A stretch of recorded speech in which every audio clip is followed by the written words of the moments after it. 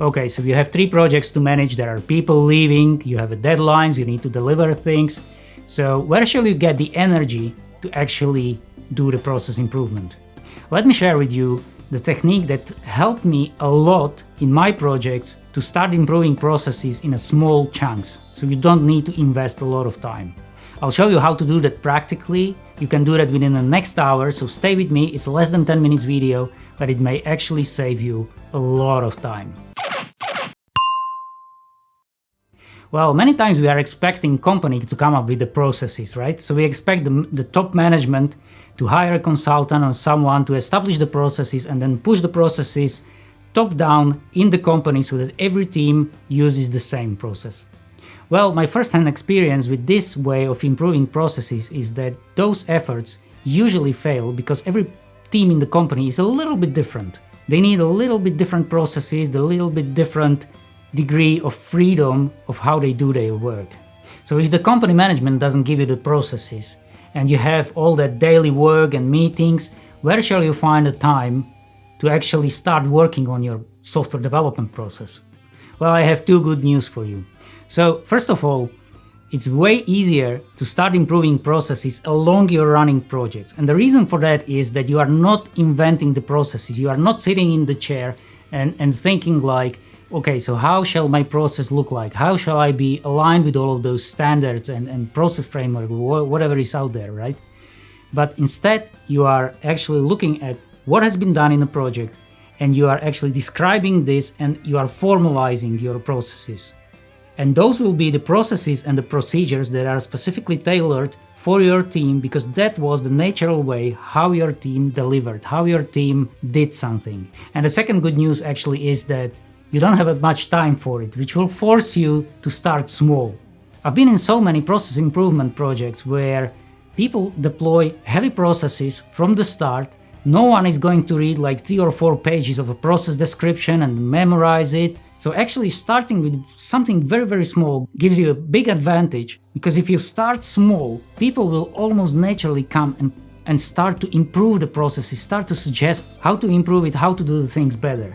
So you are actually not in a bad position at all. Let me give you that practical step. Okay, so here is what you can do in the next 15 minutes or so. Write down a very simple 5-point checklist. So let's choose something more difficult. Let's say that you are in the requirements writing phase. So you are going to write the requirements for the project, and you want to give the engineers some indications, some expectations from them. The way how they will do that may differ, but at least you will communicate the expectations. So let's call it the requirements checklist, and it will have 5 checks. So let's start with, we need to collect input and note down what was missing. So the requirements are typically derived, they are not invented. They are derived from, let's say, software requirements are derived from the system engineering requirements, and those are derived from business requirements, right? So the requirements typically are derived, and if the information for writing the requirements is missing, then that should be somehow noted down. So that might be the first check. So the second point might be, for example, provide system context. And that might be the structure of the modules, system description, features, things like that. So whoever will read your requirements, they might have a hard time to understand what you mean by the requirements if you don't provide a context, right? They need to understand what the system does at the high level, what are the main features that it provides, and then they can drop down into the lower level and start to understand the single requirements. The next point might be, for example, provide main concepts. And that might be error handling, for example. It might be the debug information. Right, so whenever something goes wrong in your system, you want to have a reasonable features in place that you will enable, and they will let you know what is happening inside the system, so you can debug, you can troubleshoot the situation. Or it might be security, whatever that is important for you, right? So this might be the third check. So the fourth check might be, for example, structure the requirements per module, right? So in whatever way they will write the actual requirements, so the functional and the error handling requirements and so on, you want them to structure. So they can choose their own way how to write the requirements, and people do have their own opinion on how the requirements should be written. But you expect them to deliver the requirements per module. So at least you give them your expectation. And the last one might be align requirements with the team and the customer. And again, the way how the engineers will achieve it, you give them their freedom.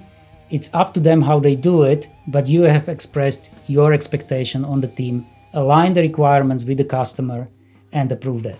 You can indeed format it nicer, you can put a company logo or whatever, or you might go a simple way and just copy paste this exact checklist into the email and tell them, whenever you will be planning the requirements phase or you will be reviewing the requirements, just run it through this checklist and let me know the result.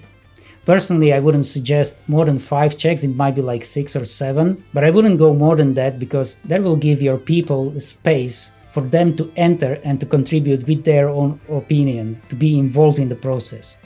Now, before we wrap up, a little warning. Even with this small change that we introduced in this video, with your first checklist, you are introducing the change in a way how your team does the work. And since people are naturally resistant to the change, you might get a lot of opinions, but don't let that stop you. Go out with the first version of the checklist, note down all of the opinions that you get from the people that the checklist should be longer and it should contain this point and that point, and then decide later. Over time you can add more checks. So let me know how the practical step of introducing your first checklist worked in your team. We can discuss that. Let me know in the comments below, and I will see you next week.